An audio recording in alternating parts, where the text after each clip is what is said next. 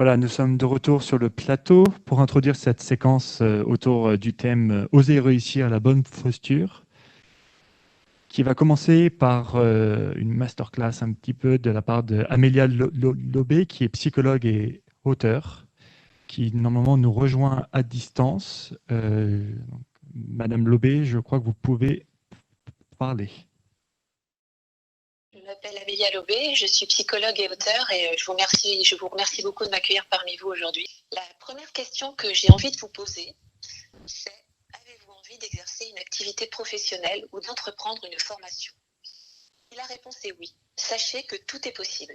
Il n'est jamais trop tard pour reprendre une formation et pour trouver sa voie, surtout de nos jours.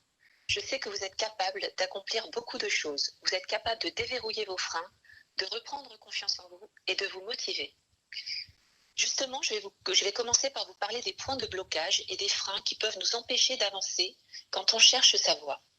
On peut faire face à des freins familiaux, on peut avoir peur du regard désapprobateur de nos proches, on peut ressentir de la culpabilité et de la peur à l'idée d'être moins disponible pour son conjoint et ses enfants.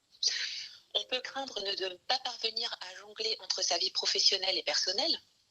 On peut également faire face à des freins psychologiques. On peut avoir peur de postuler à un emploi alors qu'on n'a pas mis les pieds en entreprise depuis des années et que notre CV comporte des années sans activité professionnelle. On peut s'imaginer à tort qu'on n'a pas de compétences et que nos connaissances sont obsolètes. Tout cela affecte notre estime de soi. On peut ressentir de l'anxiété et avoir peur de s'exposer au regard du monde extérieur. On peut se dire que cela ne sert à rien de chercher un travail si on va devoir déménager dans 2 ans. Je vous comprends, mais je vous assure que les freins d'ordre pratique peuvent être résolus en mettant en place une bonne organisation familiale et surtout un bon système de garde.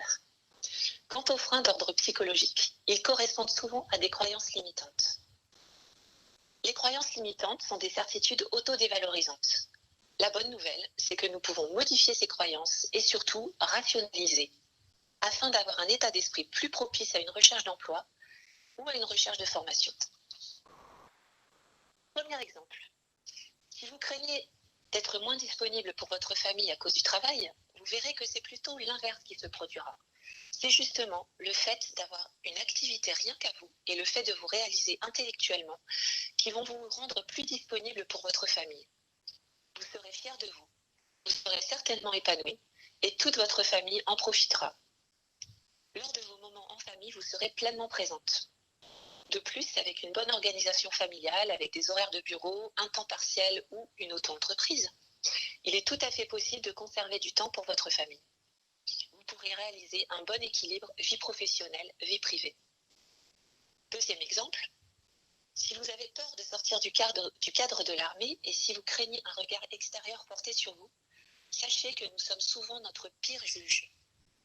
Les gens de l'extérieur ne vous voient certainement pas. En dehors du monde de l'armée, vous susciterez peut-être la curiosité, mais les gens n'ont aucune raison de vous rejeter.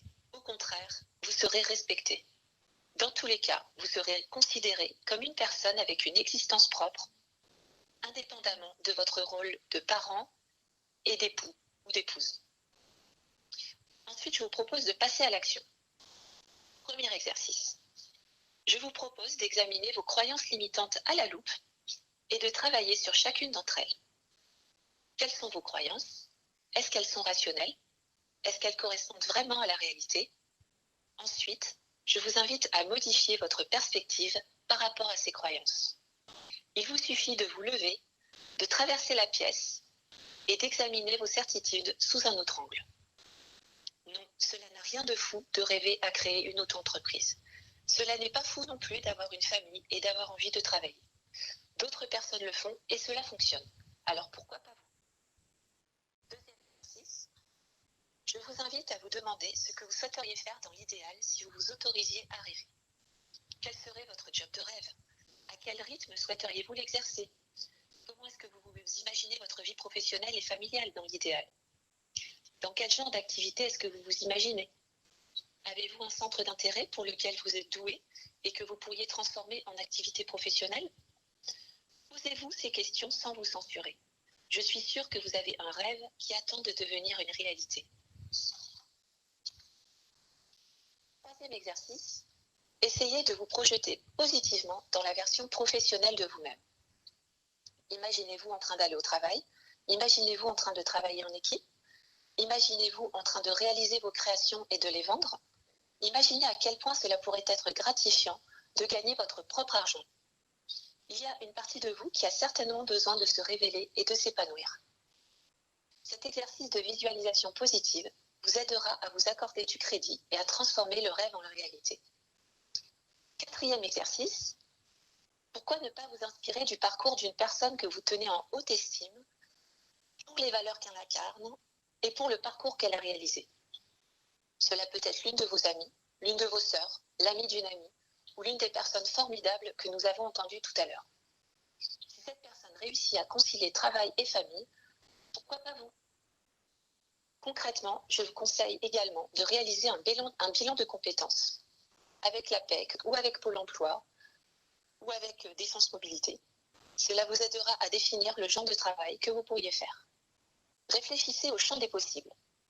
Que pouvez-vous faire avec le diplôme que vous avez? À quelle formation diplômante et à quelles aides avez-vous accès? Ensuite, je vous invite à mener une réflexion personnelle au sujet de vos projets. Pour vous aider dans ce brainstorming, je vous propose d'inventorier vos souhaits, vos aspirations, vos possibilités, vos besoins, vos priorités, vos contraintes matérielles et familiales, vos croyances limitantes et les points de blocage qui se dressent entre vous et vos projets. Cette réflexion peut prendre la forme d'un tableau Excel, par exemple, sur lequel vous pourrez noter clairement toutes vos idées. Cela vous aidera à trouver votre voie en fonction des opportunités qui se présentent à vous. Le moment est venu de renforcer votre confiance en vous. Avoir confiance en soi, c'est avoir confiance en ses compétences. C'est pouvoir s'appuyer sur ses forces et sur ses points forts. C'est aussi connaître ses points faibles. La confiance en soi peut se construire et se renforcer comme quand on monte un escalier. On s'appuie sur une marche pour gravir l'autre. Aussi, je vous conseille de vous appuyer sur toutes vos réussites passées et présentes pour reconstruire votre confiance en vous.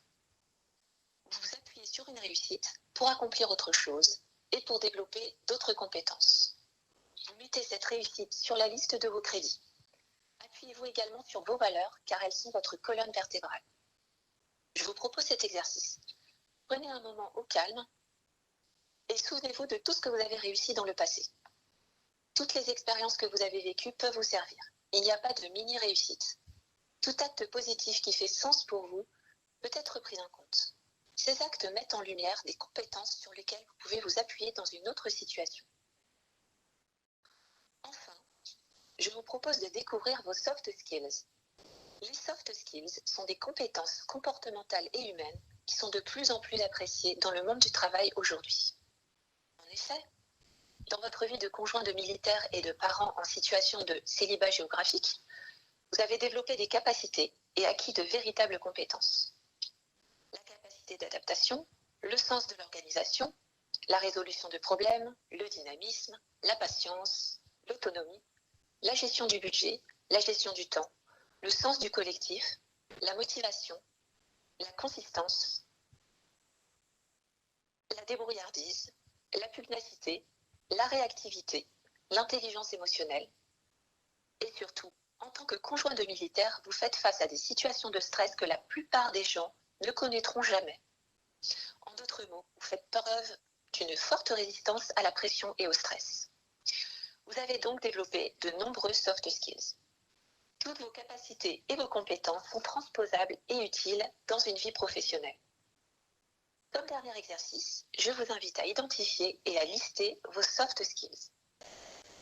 Pour conclure cette intervention, j'ai envie de vous dire que vous êtes des personnes formidables. Il est temps de prendre pleinement conscience de tout ce que vous accomplissez chaque jour et de tout ce que vous avez réussi. Vous avez du potentiel et vous êtes capable de réaliser beaucoup plus de choses que vous ne le pensez. Vous avez beaucoup de choses à apporter à une entreprise. De nos jours, les carrières sont beaucoup moins linéaires qu'autrefois. Les entreprises recherchent des personnes prêtes à travailler en CDD, ce qui pourrait être intéressant pour vous qui déménagez régulièrement. Les profils atypiques tels que les vôtres sont recherchés. Le tout est d'être à l'aise avec vos expériences, avec vos compétences et de les valoriser au maximum. Je vous conseille également de dialoguer avec votre conjoint ou votre conjointe et de lui expliquer votre démarche. C'est ainsi que ce projet pourra susciter l'adhésion de vos proches. Votre conjoint sera votre meilleur coach et pourra vous encourager comme vous l'encouragez au quotidien. C'est important dans la réussite d'un tel projet. Dites-vous bien que si vous vous épanouissez dans une activité, toute la famille en profitera. Voilà, je vous remercie de m'avoir écouté. Un grand merci à vous, Madame Lobé, pour cette intervention inspirante. Je vais maintenant, on va donner la parole à Madame Blandine de Pailleret, qui est coach de vie, qui a pré-enregistré son intervention. Bonjour, je suis Blandine de Pailleret. Je suis très heureuse de participer à ce webinaire qui vous est consacré aujourd'hui. Je suis coach en développement personnel et accompagnement au changement. Et je suis également femme d'un ancien sous-marinier. Comme vous, j'ai vécu de nombreux déménagements qui furent à chaque fois des remises en question au niveau professionnel. Et il a bien fallu que je me réalise avec mon propre bagage de parcours d'études et avec tout ce que cette vie de conjointe militaire m'a apporté. C'est-à-dire avant tout une grande polyvalence et aussi une belle qualité d'adaptation. Voilà. Alors après une expérience très riche durant 5 ans dans un cabinet RH, où j'ai rencontré de nombreuses personnes ayant des problématiques souvent liées à l'emploi, j'ai eu envie de me tourner plus précisément vers l'accompagnement. Et c'est vrai que c'est avec cette intention que j'ai suivi une formation diplômante de coach. Aujourd'hui, en tant que coach et parmi une clientèle assez variée, il m'arrive assez régulièrement d'accompagner des femmes de militaires qui semblent toutes un peu perdues, car elles ne voient pas bien ce qu'elles pourraient apporter au monde de l'entreprise finalement. Je trouve qu'elles se sentent souvent décalées dans une instabilité un peu permanente à cause des nombreuses mutations. Et cette polyvalence en fait, qui est si caractéristique des femmes de militaires peut être vécue par certaines un peu comme un fardeau ou bien un cadeau. Alors personnellement, je suis convaincue d'y voir plutôt un cadeau. Et mon approche en tout cas consiste à leur montrer quels sont ces atouts. Voilà. Alors grâce au coaching, je leur demande de prendre un temps pour s'asseoir, faire le point sur leur situation, leurs envies, avant de reprendre un nouveau départ. Alors vous allez me dire, qu'est-ce que c'est qu'un coaching véritablement ? Un coaching, c'est simplement prendre un temps pour se faire accompagner par un professionnel de l'écoute et puis mettre les choses à plat, voilà, dans la confiance, très important, et démêler une situation qui nous paraît complexe en fait. Et c'est vrai que ce que j'observe souvent chez la plupart des conjointes militaires, c'est qu'elles sont parfois un petit peu effacées au fil des années et qu'à force, elles ne savent pas toujours définir leur objectif en fait.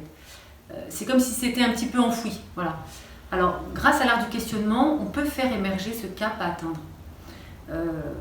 Alors, l'autre question qu'on nous pose souvent, c'est quand faut-il songer à faire un coaching ? Bon, alors faire un coaching, c'est quand on a le sentiment vraiment de tourner en rond, d'être inutile ou de ne pas compter, lorsqu'on passe son temps à vivre dans le regret ou dans la comparaison. Si vous voulez, le but d'un coaching, c'est vraiment de remettre la personne en action, hein, pour qu'elle aille de l'avant. D'autres questions qu'on nous pose souvent, c'est combien de temps dure un coaching ? Alors, en fait, il n'y a pas de coaching qui se ressemble. Chaque histoire est différente et en fait, on avance pas à pas de façon très concrète. Mais il ne faut pas oublier qu'avant tout, si vous voulez, le coaching, c'est quand même un travail d'équipe qui se fait vraiment main dans la main et qui dépend principalement du coaché et aussi de son investissement. Voilà. Moi, je trouve que c'est une belle occasion d'apprendre à mieux se connaître. Alors, concrètement, quel est le déroulé ? Qu'est-ce qu'on fait dans un coaching ?